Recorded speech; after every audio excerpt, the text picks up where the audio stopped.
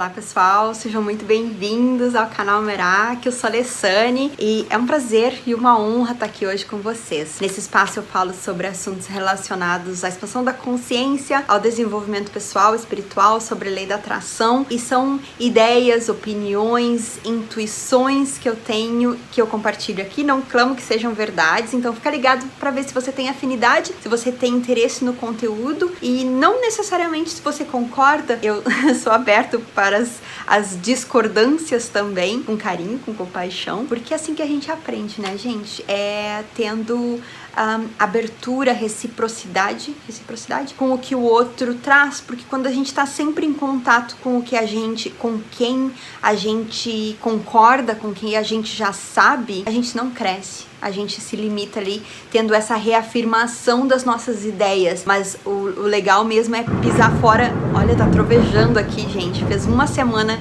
de verão em Londres e agora tá caindo água de Santa Bárbara. Enfim, voltando. O legal mesmo é quando a gente sai da zona de conforto, quando a gente abre a nossa mente mesmo para o que a gente não conhece. E a propósito, o que eu venho conversar hoje com vocês é sobre exatamente isso, a nossa questão de paradigma. Como a gente acredita que tudo que há é o que a gente tem em contato, que a gente tá em contato. E aí parece que tem um mundo paralelo lá quando as pessoas pensam diferente ou agem diferente. Por exemplo, eu me identifico com a rotina aqui da minha comunidade. Quando eu visito uma comunidade diferente, eu acho estranho porque não é o que é familiar. Eu já compartilhei isso em vários outros vídeos. Eu moro em Londres há 14 anos e isso é muito forte quando a gente muda de país ou quando a gente visita um país ou até uma região no nosso país mesmo que seja diferente, porque a gente acaba descobrindo que não tem só um jeito de ver a vida, que não tem só um jeito de fazer as coisas, não tem só um estilo de se alimentar ou de se vestir ou hábitos culturais variam muito, e isso é também, além de mudar o nosso paradigma, de ampliar, da gente saber que existe vida além da nossa caixinha ali, na nossa redoma de vidro. E por que isso é muito, muito importante? Porque às vezes a gente se limita acreditando que tudo que há é o que a gente conhece, mas tem muito, muito, muito mais. Um exemplo que vem sempre na minha cabeça, assim, hoje em dia eu trabalho em uma clínica de saúde sexual, que é, inclusive, a clínica mais busy, mais... como é que diz busy, Vitor? O Vitor sempre coloca aqui a explicação do que quando as palavras em português me faltam. É uma clínica super, super corrida, assim, tem uma demanda de trabalho muito intensa, muito grande. É a clínica do Reino Unido mais... não sei como dizer busy. Enfim, e aí a maioria dos nossos pacientes são homens homossexuais. A gente tem uma pequena população, uma pequena parte dos clientes também são os pacientes, né? São mulheres que são profissionais do sexo, de várias nacionalidades e bem poucos heterossexuais. Mas isso é só devido à localização geográfica, porque é no centro de Londres, num bairro que realmente tem essa identidade de LGBT e tem muito forte isso. Mas em outras clínicas de educação de saúde sexual, fora de Londres ou no interior, também tem um foco mais no planejamento familiar e outras coisas. Mas enfim, no meu ambiente de trabalho, como a gente tem muito contato com homens gays, é muito comum ter essa crença de que homens heterossexuais quase não existem, é uma coisa de um outro planeta, que existia há muitos anos atrás e, porque a maioria dos homens que a gente tem contato são homens gays, então a gente acaba acreditando que todo mundo é. E aí, ou quando a gente encontra um homem que é hétero, a gente fica pensando, mas de repente ele é gay, porque é o que a gente conhece, é o paradigma que a gente está. E é muito difícil, às vezes, acreditar que a gente pode manifestar uma coisa que a gente não tem contato, que a gente não tá familiar, que a gente não vê acontecendo. A gente tem que acreditar num potencial, no mundo paralelo que a gente não tem muito contato. E isso é limitante, porque a gente não sabe. Outro exemplo também, quando eu vim pra cá, eu ouvia histórias de pessoas que vieram e trabalhavam como na limpeza e das dificuldades. Eu ouvia muito que os brasileiros aqui no Reino Unido, no exterior de um modo geral, são muito egoístas, são muito mesquinhos, muito individualistas, não se ajudam, são muito de passar a perna um no outro. Mas eu fechei os meus ouvidos para esses comentários e eu decidi acreditar que eu ia criar a minha experiência. E o resultado, e hoje isso está muito na minha cabeça porque eu contei essa história para 2 amigas que a gente tinha um encontro online e isso veio agora na minha cabeça muito, muito forte, porque eu recentemente estava falando, agora 1 hora atrás eu estava falando sobre isso. A minha experiência foi extremamente positiva, porque eu cheguei aqui sozinha, não tinha onde morar, eu aluguei um lugar, um quarto pelas primeiras 2 semanas, e aí depois eu conheci uns brasileiros no curso de inglês, pedi uma indicação e eu fui morar numa casa com 8 pessoas, todos brasileiros, e depois de 2 meses só eu trouxe os meus filhos, todos me ajudaram a levar os filhos pra escola, ou reparar eles enquanto eu tava trabalhando, ou buscar o meu pequeno na escola. Então eu tive muito suporte, inclusive a mãe do rapaz que alugava as casas meio que me adotou, assim, adotou os meus filhos, e foi muito legal a minha experiência com brasileiros. Então, tipo, se eu tivesse ouvido a experiência dos outros, talvez eu fosse me influenciar e já teria me programado para esperar pessoas que não têm uma energia legal e que não estão muito interessadas em ajudar. E não foi o que eu atraí. Então é difícil a gente acreditar numa coisa que a gente pensa que não existe. E o que eu digo assim para as minhas colegas é que homens heterossexuais existem sim.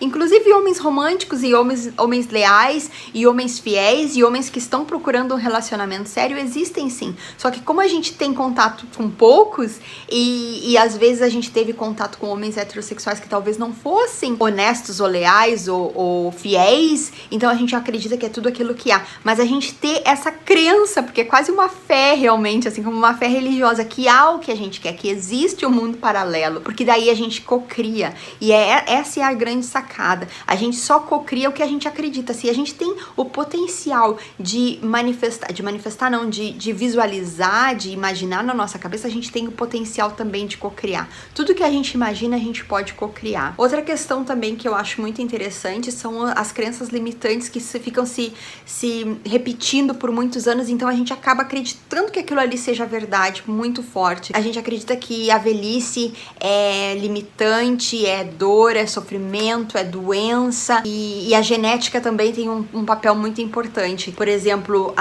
várias pessoas na minha família tiveram câncer, então eu tenho essa crença que eu tenho a probabilidade de desenvolver câncer também, porque tá nos meus genes. E na realidade, as últimas pesquisas mais recentes, assim, estão demonstrando que a genética tem uma contribuição muito pequena, muito, muito pequena. Eu não sei os números agora, então, como eu disse, eu não tô provando, isso aqui não é pesquisa científica, são opiniões e interpretações que eu faço através das minhas leituras e das informações que eu tô sempre buscando também. Mas a minha verdade, o que eu acredito e que eu também acredito influenciada pelas minhas leituras, como eu disse, que a genética realmente tem um valor muito pequeno. O que põe valor, o que faz isso se concretizar, se cocriar, é a nossa crença. Então, se eu me criei nesse ambiente que as pessoas têm muito câncer, aí a probabilidade, pelo também a minha crença, é que eu vá desenvolver isso. E várias outras questões em termos de cultura também. E outro exemplo disso, quando eu morava no Brasil, eu sempre trabalhei, desde os meus 18 anos, por 12 anos mais ou menos, eu trabalhei na área da enfermagem no Brasil, como auxiliar e técnica de enfermagem. Então eu tinha muito contato com pessoas que estavam sofrendo por algum problema de saúde, às vezes mais jovens, mas na grande maioria pessoas com mais idade. Então eu sempre associei realmente a velhice com doença, com dor, com sofrimento. E foi só quando eu vim morar aqui em Londres, eu comecei a trabalhar em limpeza, como cleaner nos primeiros meses, mas logo depois eu consegui um emprego num asilo cuidando de idosos. Para minha surpresa, eram saudáveis e eu tinha vários residentes, né, que a gente não os chamava de pacientes, que tinham 100 anos de idade, sabe, todos com mais de 90 anos, mas que eram saudáveis. Inclusive, uma coisa que eu nunca esqueci, eles tomavam o remedinho deles do meio-dia com almoço com vinho. Eles tomavam vinho na hora do almoço, não muito, né, gente? Uma tacinha de vinho. Os vovozinha lá de 60 anos. Até teve um caso muito engraçado que eu trabalhava, tinha uma menina brasileira que trabalhava comigo também, e uma senhorinha, uma velhinha, disse pra ela: eu tomo meu Toddy antes de ir pra cama. E aí a menina, como ela era brasileira, ela já foi lá e preparou um chocolate quente pra velhinha e deu o chocolate quente, porque ela achou que Toddy fosse isso, né? Só que Toddy é, na realidade, um conhaque, eu acho. É uma bebida alcoólica, acho que é um conhaque quente que eles tomam tomam pra dormir bem antes. Aí a minha amiga me disse, a minha colega me disse, nossa, mas a velhinha me pediu um Toddy, eu achei que fosse um chocolate quente, nunca ia imaginar que fosse um conhaque. Então, pra ver a diferença cultural. E foi só durante esse meu trabalho nesse asilo que eu aprendi, olha o universo paralelo, né? O paradigma que eu vivia cuidando de doentes era que doença era misery, era dificuldade, era problema de saúde, era morte, e provavelmente decadência ali nos últimos anos de vida. E aí eu entrei num universo paralelo que me mostrou que não tem que ser assim necessariamente, que tu pode sim envelhecer com saúde, com dignidade. E eu tinha uma senhorinha que tinha 103 anos, ela faleceu um pouco antes, quando eu a conheci ela tinha 103, ela faleceu um pouco antes de completar 105 anos, e ela flertava, eu acho que eu até já comentei sobre ela em outro vídeo, ela flertava.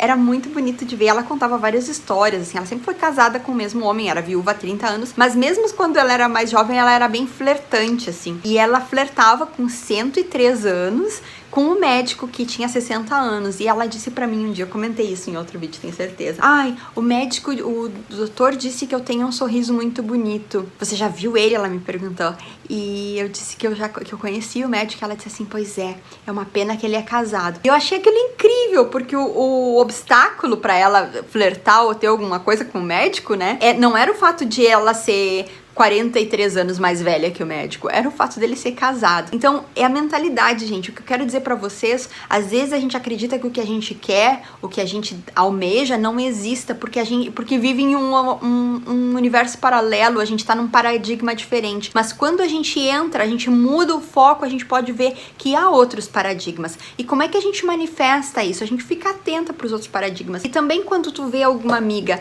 por exemplo, e eu já passei muito por isso, quando eu via uma pessoa que eu assumia que tinha uma vida que era algo que eu almejasse, uma mulher que tinha um relacionamento muito saudável, que tinha um sucesso na carreira ou financeiro, quando a gente consegue mudar essa observação e ver com admiração, com carinho, com respeito, ao invés de inveja, que a inveja vai limitar a sua energia, porque na inveja o que você tá emanando pro universo é de escassez, aí você tá almejando, você tá cobiçando o que o outro tem. Agora, saber que o que é do outro e o que é seu tá ali no universo, você só tem que estar preparada, você só tem que estar aumentando a sua energia para manifestar, isso é muito importante. Então, saber que há essa possibilidade, que há nesse universo paralelo algo que, sabe, homens que são heterossexuais ou que queiram estar em um relacionamento ou que tenham sucesso financeiro ou que pessoas que viajam pro exterior encontram pessoas boas sim, que nem todo mundo tá tentando te quebrar ou te passar a perna ou te ignorar. E aí a gente manifesta, mas a gente só manifesta, isso é fé. Isso é fé. Por isso que a fé é muito poderosa. Eu não sou religiosa, mas eu super acredito que a pessoa que reza ali com... A minha avó faz isso. Fazia, né? Ela reza assim com tanta vontade. Eu lembro... quando eu ia pra uma entrevista de emprego, eu pedia pra ela, vó, reza por mim. Eu sabia que a energia, a fé, saber que você vai conseguir, que você vai manifestar aquilo ali. Então a gente precisa dessa fé, de saber que há outras possibilidades sim. Mesmo que o seu universo, que o seu paradigma não mostre isso. Você tem que realmente sair da redoma de vidro e ver, ampliar os seus horizontes para saber que existe o que você quer manifestar. Inclusive, só para fechar, eu já falei isso também, talvez em outro vídeo, as pessoas que quebram os Guinness Records, eles não acreditam no que o outro que o limite é atingir o que o outro já atingiu. Eles vão além. Se o corredor mais rápido do mundo corre tantos quilômetros em tantos minutos, eles não querem saber, eles não dizem pra si mesmo, esse é o limite, é o máximo que um homem pode correr. Não, eles sabem que aquele recorde tem que ser quebrado, então eles não aceitam isso como verdade. Eles mudam o paradigma e querem ir além. Gente, essa é a minha dica de hoje. Olhem, busquem esses universos paralelos, que tudo que você deseja no seu mental, na sua visualização, no seu consciente e subconsciente também, tá ali e pode ser manifestado. Muito, muito obrigada por assistir, um super beijo e até a próxima!